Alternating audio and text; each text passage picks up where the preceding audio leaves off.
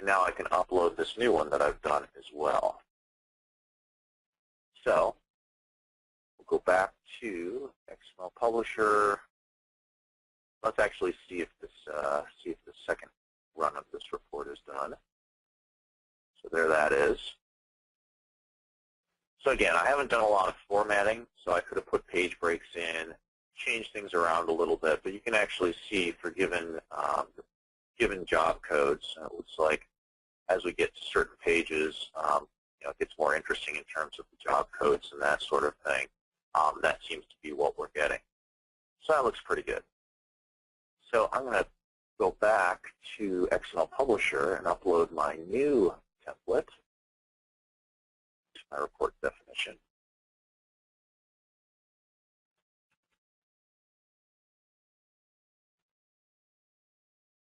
So go back to the template side. So I have template files right here. So what I can do now is I can add a brand new template. So the template ID is this one _2. And so now I can change this from in progress to active, upload that.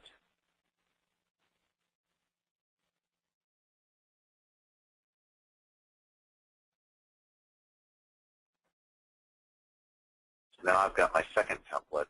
So what I'm going to have to do here, though, is in order to run it, I have to set the properties. I think it actually is in the scheduling side. I don't think we're going to need to do anything on the bursting. This is where we can actually have it control the template, that sort of thing.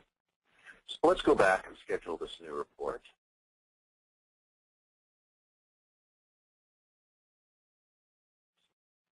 Report scheduler.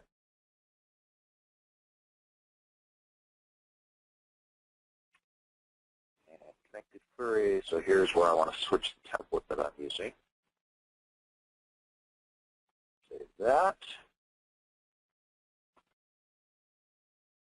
Run it.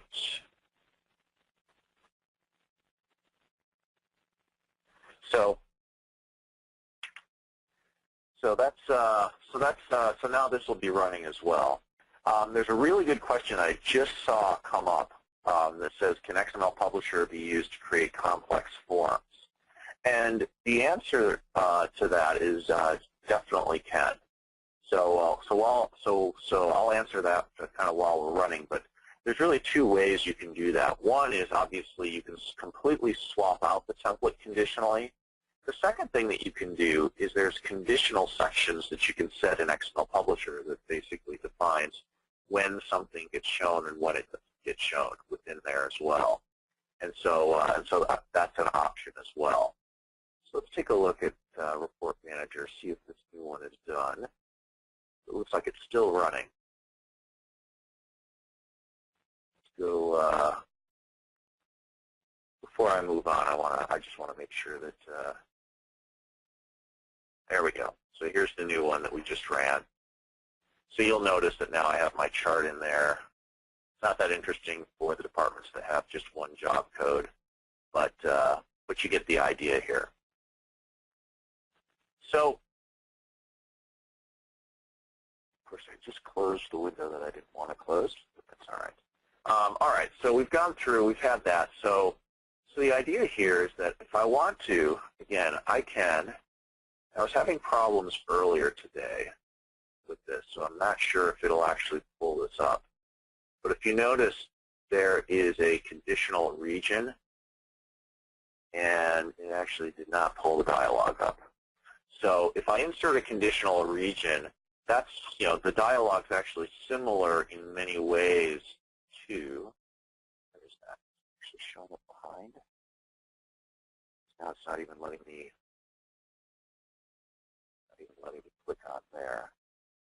So I'm going to have to close out of Word altogether. Ooh, a hard close. All right, let's go to Task Manager.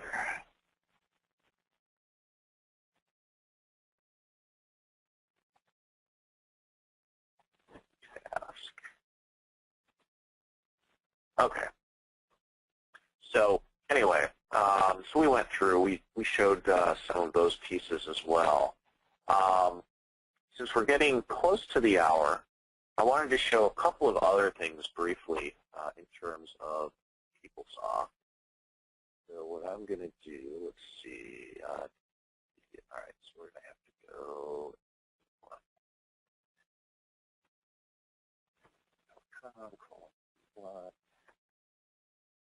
There it is. So we'll sign back in. And what I wanted to do is show a couple of other things. The first one is, let's say that I want to take my connected query or take my XML Publisher report and make it promptable. So I want to put some runtime parameters on there. How do I go off and do that? Well, it's actually just as easy as creating a prompt for your for the actual in your top query. So if I go to Reporting Tools, Query, and then go to Query Manager, and we'll pull up my %XMLP, and we'll just pull up the top one. So let's say that I want to take one of these things and set that up as a prompt. And so, so let's see. So from this perspective, let's take not interesting to do the company, so let's do the location. So, so from a location perspective, what I can do is I can add my prompt here, and then so what I'm going to do is put this as a promptable field, new prompt. So it's going to prompt against that. I'm going to basically make it so it's not forcing the table edit, so I can type in whatever I want and click OK. And now I'll save this. So now I've added a prompt to my query. So what I should be able to do now is go back to my XML Publisher report, go back to the report scheduler, pull this up right here. And so this one requires prompts. It's telling me that I need to do that. That makes sense. So now you'll notice that there's a link here for updating parameters. So if I click on Update Parameters, I can put in my location. So if I want to, I could put KUDE. So we'll do KUDE00. Perfect. So now I've updated the parameters.